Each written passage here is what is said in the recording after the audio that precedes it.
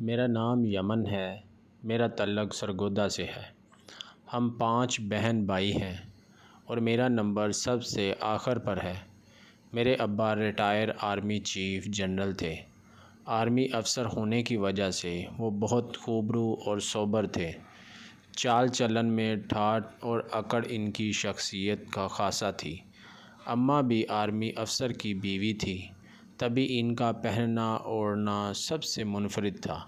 اماں شکل و صورت کی بھی بہت خوبصورت تھی۔ ابا اور اماں کی جوڑی بہت پیاری تھی۔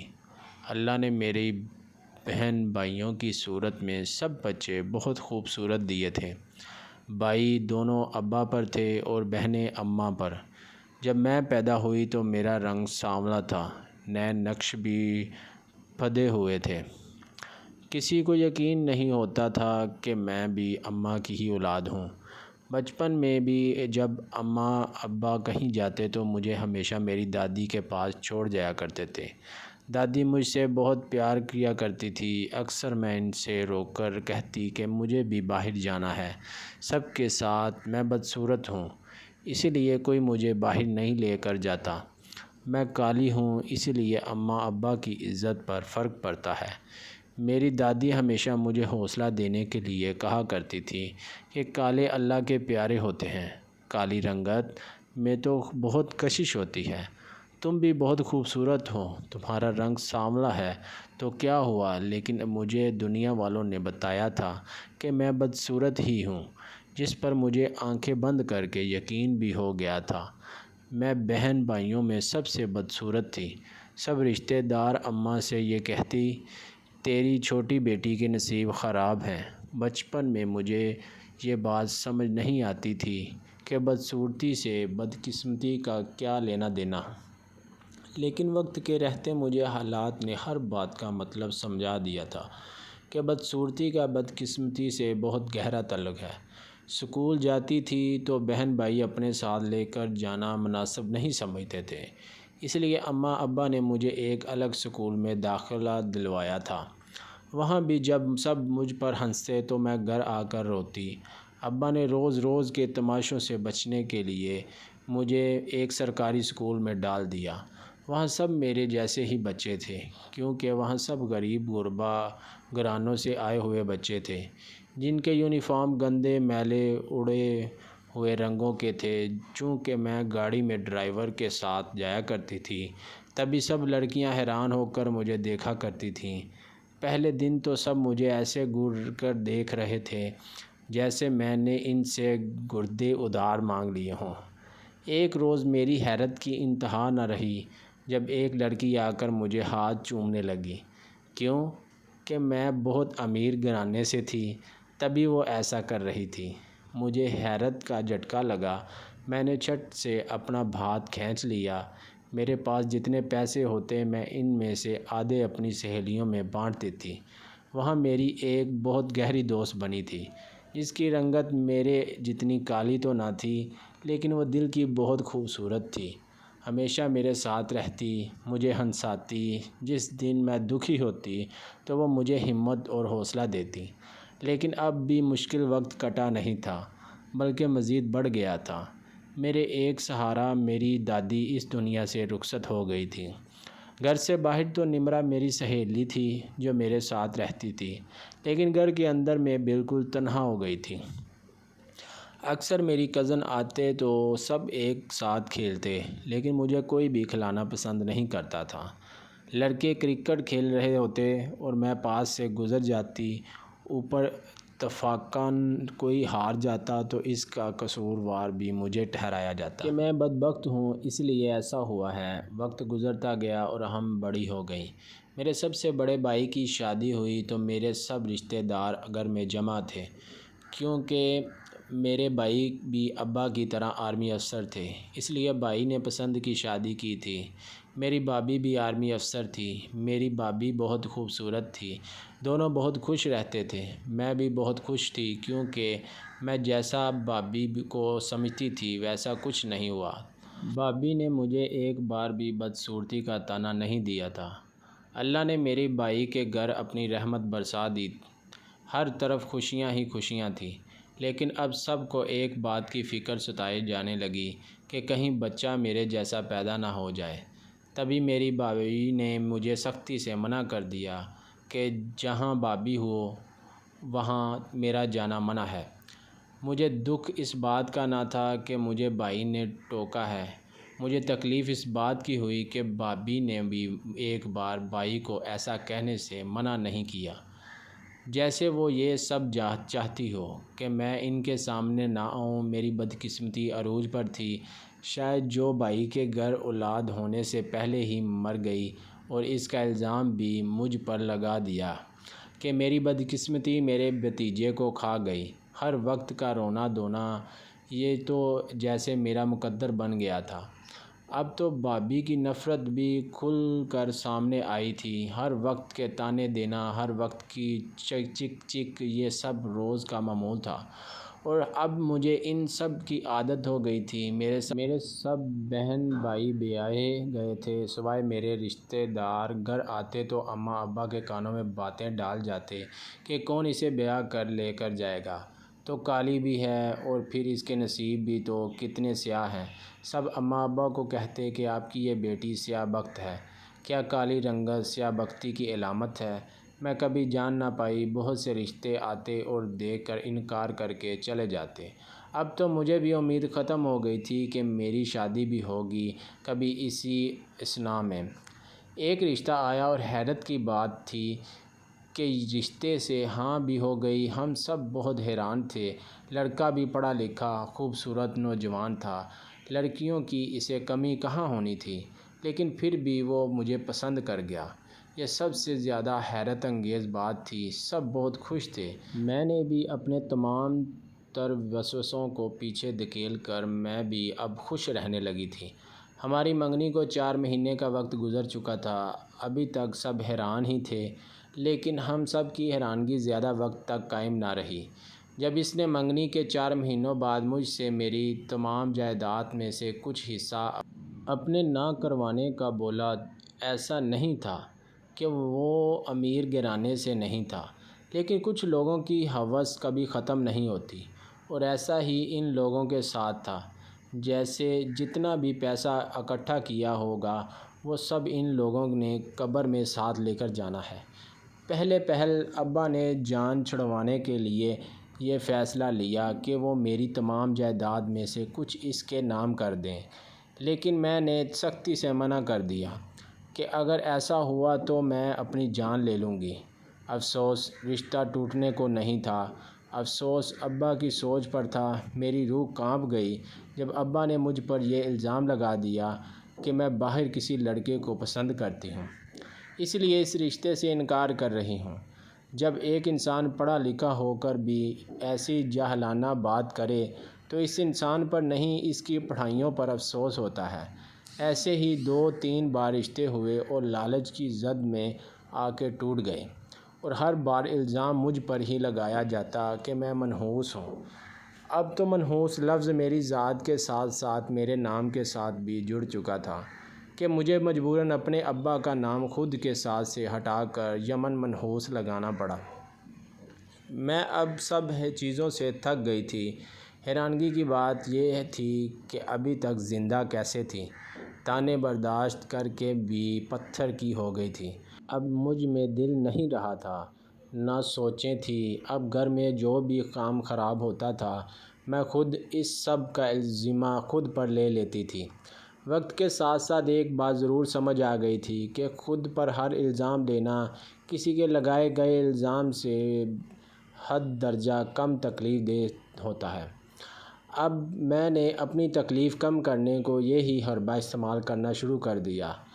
میرے 2 چاچو جن کے بیٹے مجھ سے بڑے تھے، ابا نے ان دونوں کے لیے میرے رشتے کی بات کی، لیکن دونوں نے کہہ دیا کہ وہ مجھ جیسی کلموحی سے شادی نہیں کرنا چاہتا۔ مجھے ان کی بات کا دکھ نہ ہوا، کیونکہ جن کی تاعمر مجھ سے نہ بنی تھی وہ مجھ سے ساری عمر کیسے بنا کے رکھیں گے۔ اب تو چاچو لوگوں کے بیٹوں نے بھی انکار کر دیا تھا۔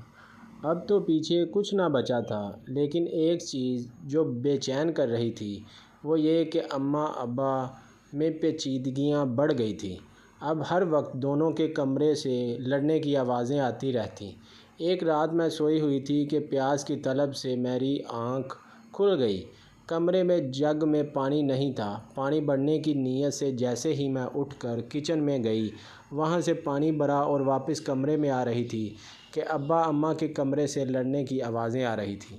میں پریشان ہوتے ٹی وی لاؤنج میں گھڑی کی طرف دیکھا تو وہاں رات کے 2:30 بج رہے تھے۔ میں افسوس سے سر ہلاتی کمرے کی طرف جانے لگی کہ مجھے میرے نام کی آواز سنائی دی۔ میں نے تجسس کے مارے جیسے ہی اپنے ابا کے کمرے کے دروازے سے کان لگایا تو میری روح کانپ گئی۔ اندر ابا اماں سے کہہ رہا تھا کہ اب اپنی بدبخت منحوس بیٹی کے لیے تم اپنے بہن بھائیوں کے بیٹوں سے کیوں نہیں کہتی؟ آگے سے اماں کا جواب سن کر میرا دل کانپ گیا جب انہوں نے کہا کہ میری بہن یا بھائیوں کے بچے کون سا لاوارث ہیں جو میں ان کی زندگیاں برباد کروں۔ دل جیسے کرچی کرچی ہو گیا تھا، آنکھوں سے آنسو بہہ رہے تھے۔ میرا دل جیسے بند ہونے کو تھا کہ میرے سگے ماں باپ مجھ سے کس قدر نفرت کرتے ہیں کہ ان کو اپنے بہن بھائیوں کے بچے مجھ سے زیادہ عزیز تھے۔ نہ کہ مجھے بہت حیرانگی ہوئی یہ سب سن کر، کون والدین اپنی اولاد کو دوسروں سے کمتر سمجھتے ہیں۔ کئی دن آدھی رات کو بہت بحث ہوتی رہی۔ اس سب کے بعد میں دل برداشت ہو گئی اور دوبارہ مرنے کی کوشش بھی کی۔ یہ خبر آگ کی طرح پورے خاندان میں پھیل گئی تھی۔ کچھ نے حوصلہ دیا اور کچھ نے برا بھلا کہا۔ میری 2 خالہ تھیں، ایک بڑی خالہ جن کے 2 بیٹے اور دونوں سب سے بڑے تھے، اس لیے پورے خاندان میں سب سے پہلے ان کی شادی ہوئی تھی۔ میری چھوٹی خالہ کے ایک ہی بیٹا تھا جو بیرون ملک سے ڈاکٹری کر کے آیا تھا اور اوپر سے شکل و صورت میں بھی کم نہیں تھا۔ اکڑ گڑو اس کا خاصہ تھی، خاندان میں کسی کو منہ تک نہیں لگاتا تھا۔ خاندان کی بہت سی لڑکیاں اس کے ساتھ شادی کی امید میں تھیں۔ ان سب میں کہیں بھی نہیں تھا کہ مجھے کبھی ایسی سوچ آئی تھی، کیونکہ میں حقیقت میں رہنے والی لڑکی تھی، یا یہ کہنا بہتر ہوگا کہ میرے سارے خاندان نے مجھے حقیقی زندگی میں رہنا سکھایا تھا۔ ایک طرف پورے خاندان کی بہت سی کنواری لڑکیاں تھیں اور ایک طرف میں، لیکن خالہ نے ان سب کو چھوڑ کر میرا رشتہ مانگ لیا۔ میرا تو جیسے رشتوں پر سے بھروسہ اٹھ گیا ہوا تھا۔ مجھے یقین نہ آیا کہ کیوں میرے خالہ نے میرا رشتہ مانگا۔ میرے اور تمام خاندان کے مطابق خالہ کے بیٹے کے لیے کوئی بہت پڑھی لکھی حسن کی ملکہ ہونی چاہیے تھی، اور کہاں میں کلموہی اس کے نصیب میں لکھی جا رہی تھی۔ مجھے تو حیرت اپنے نصیب سے زیادہ اس کے نصیب پر ہوئی تھی۔ ہم نے کبھی ایک دوسرے سے بات تک نہ کی تھی، پھر کیسے خالہ کو میں پسند آ گئی۔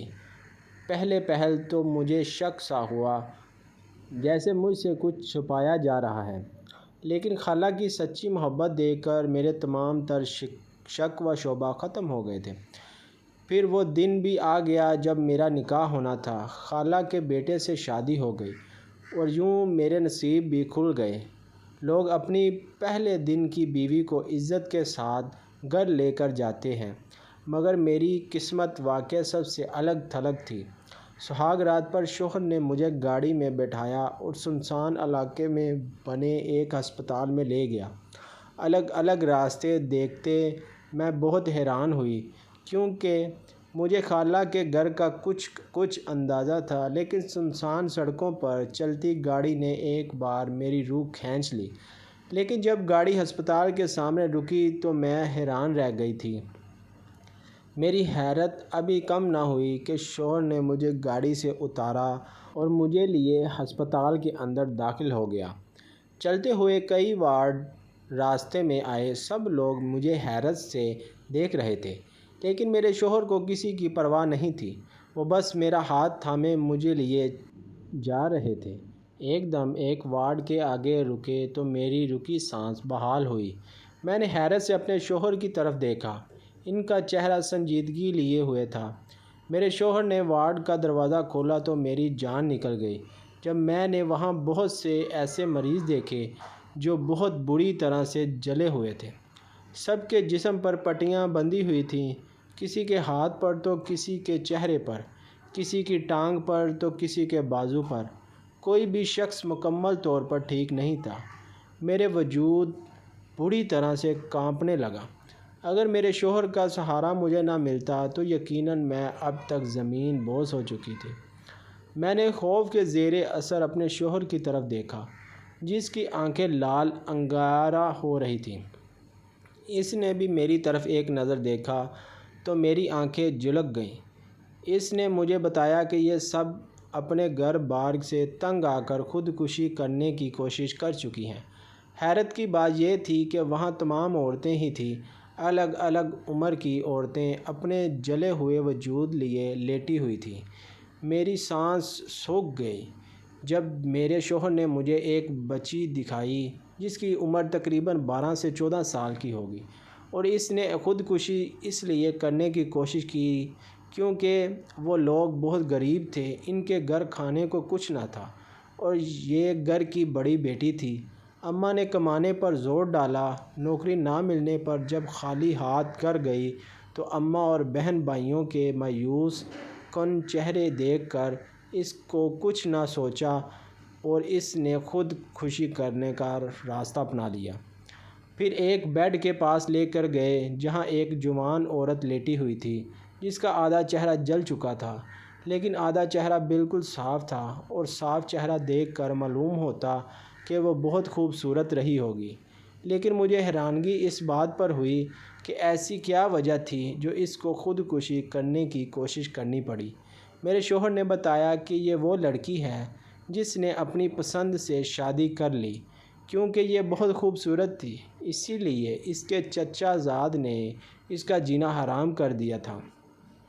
تنگ آ کر، تھک ہار کر اسے یہ قدم اٹھانا پڑا، لیکن خوش قسمتی سے بچ گئی۔ مجھے بہت افسوس ہوا اس کی کہانی سن کر۔ ایک اور بستر پر ایک ادھیڑ عمر کی عورت لیٹی ہوئی تھی۔ اس کے چہرے کے علاوہ پورا جسم، وجود جلا ہوا تھا۔ میرے شوہر نے بتایا کہ سسرال سے تنگ آ کر اس نے تندور میں چھلانگ لگا دی تھی۔ مجھے تو جھٹکے پر جھٹکا لگ رہا تھا۔ میں ہکی بکی باری باری سب کی کہانی سنتی جا رہی تھی۔ مجھے سمجھ نہیں آ رہی تھی کہ میں کس کس کا حوصلہ دوں جنہوں نے اپنی زندگیاں برباد کر لی تھیں۔ مجھے بہت دکھ تھا، لیکن میں خود ہچکیوں کے ساتھ رونے لگی۔ میرے شوہر نے مجھے سنبھالا اور میرے ہاتھ تھامے مجھے وارڈ سے باہر لے آیا۔ میں ابھی تک ہچکیوں سے رو رہی تھی۔ اس نے مجھ کو کچھ دیر میرے حال پر چھوڑا اور خود باہر کہیں چلا گیا۔ مجھے سمجھ نہیں آ رہی تھی کہ میں کیوں اتنا رو رہی ہوں۔ آنے جانے والے لوگ میری طرف حیرانگی سے دیکھ رہے تھے۔ مجھے اس سب سے کوئی فرق نہیں پڑ رہا تھا۔ تھوڑی دیر بعد میرے شوہر واپس آئے اور مجھے پانی کی بوتل تھما دی۔ میں نے پانی کو منہ لگایا اور ساری بوتل پی لی۔ میرے شوہر اس وقت بھی کچھ نہیں بولے۔ پھر مجھے سہارا دے کر اٹھایا اور مجھے اپنے ساتھ واپس ہسپتال سے باہر لے گئے۔ گاڑی میں بیٹھاتے ہی انہوں نے گاڑی چلا دی۔ گاڑی اب رنگ برنگی گلیوں میں سے گزر رہی تھی، لیکن میں بغیر آواز کے ہی خاموشی سے رستوں کی طرف دیکھ رہی تھی۔ میرے شوہر نے ایک جگہ گاڑی روکی اور مجھے نیچے اتارا۔ پہلے تو مجھے سمجھ نہ آئی کہ میں کہاں ہوں۔ پھر جیسے ہی دماغ نے کام کرنا شروع کیا تو دیکھا کہ میں اپنی خالہ کے گھر ہوں۔ اگلا حیرت کا جھٹکا تب لگا جب گھر کے دروازے سے لے کر میرے کمرے تک پورا راستہ لال گلاب سے بھرا پڑا تھا۔ ہر طرف پھول ہی پھول تھے، لال پتیاں نیچے بکھری ہوئی تھیں، پورا گھر روشنیوں سے جگمگا رہا تھا۔ میں نے حیرانگی سے اپنے شوہر کی طرف دیکھا۔ میرے دیکھنے پر انہوں نے میرا ہاتھ مضبوطی سے تھاما اور مجھے آہستہ آہستہ اندر کی طرف لے جانے لگے۔ کمرے کے پاس جا کر انہوں نے میرا ہاتھ چھوڑ دیا۔ میں نے جیسے ہی کمرے کا دروازہ کھولا اور اندر داخل ہوئی، کمرے میں جاتے ہی میرے ہوش اڑ گئے۔ وہاں ہر طرف رنگ برنگی خوشبودار موم بتیاں لگی ہوئی تھیں۔ کمرہ بھی لال پتیوں سے بھرا ہوا تھا۔ یہ خوبصورت سا کمرہ، صاف ستھری سی سیٹنگ اور سونے پر سہاگا، اتنی محنت سے کی گئی سجاوٹ کمرے کو چار چاند لگا رہی تھی۔ میری آنکھیں پھر سے بھر آئیں۔ میں نے اپنے شوہر کی طرف دیکھا جو ہاتھ باندھے میری طرف ہی دیکھ رہا تھا، لیکن مجھے اتنا یقین تھا کہ ان کی کوئی نہ کوئی مجبوری ضرور تھی جو انہوں نے مجھ جیسی سے شادی کی۔ یہ سوچ آتے ہی میری تمام خوشیاں ختم ہو گئیں۔ میں نے اٹھ کر کپڑے چینج کیے اور آ کر خاموشی سے سو گئی۔ نہ میں نے اپنے شوہر سے کوئی بات کی، نہ انہوں نے کوئی بات کی۔ دونوں اپنی اپنی جگہ خاموش تھے۔ اگلے کئی روز ایسے ہی گزر گئے، لیکن شادی کے بعد نہ جانے ایسا کیا ہوا، وہی لوگ جو مجھے بدصورت اور منحوس اور بد نصیب کہتے تھے آج میری تعریفیں کرتے نہیں تھکتے تھے۔ مجھے اکثر لگتا کہ شاید یہ سب پیسے کا کمال ہے، لیکن پیسے تو میرے پاس بھی ہیں، پھر ایسا کیوں ہو رہا ہے؟ میری سمجھ سے بالاتر تھا۔ ایک دن تھک ہار کر میں نے اپنے شوہر سے مجھ سے شادی کی وجہ پوچھی، جس پر پہلے وہ ہنستے رہے، پھر مجھے نرمی سے پاس بٹھایا اور اپنی کہانی سنائی۔ میرے رونگٹے کھڑے ہو گئے جب میرے شوہر نے مجھے بتایا کہ میرے شوہر کو باہر کے ملک پتہ چلا تھا کہ میں خودکشی کرنے کی کوشش کی ہے۔ وہ بھی دوبارہ میرے شوہر نے جب خاک سے وجہ پوچھی تو انہوں نے وجہ بتا دی، جس پر میرے شوہر کو دھچکا لگا کہ آج کے دور میں ایسے کون کرتا ہے۔ میرے شوہر نے خالہ سے کہا کہ میری شادی میری ایک تصویر منگوائی جائے، جو خالہ نے کافی ضد لگانے کے بعد میرے شوہر کو میری ایک تصویر سینڈ کر دی۔ میرے شوہر نے کافی دن گزرنے کے بعد میری خالہ کو دوبارہ کال کی اور ان کو بتایا کہ وہ پاکستان واپس آ رہا ہے۔ خالہ پہلے تو حیران ہوئی، کیوں کہ میرے شوہر کا کہنا تھا کہ اب وہ کبھی بھی واپس پاکستان نہیں آئیں گے۔ آتے ہی میرے شوہر نے کچھ دن گزرنے کے بعد میری خالہ کو افراتفری میں ڈال دی کہ وہ میرے گھر رشتے لے کر آئے۔ خالہ کو یہ بات بہت ناگواری گزری اور خالہ نے بولا کہ اس سے اچھا تھا کہ میرا شوہر باہر کسی گوری میم کے ساتھ شادی کر لیتا۔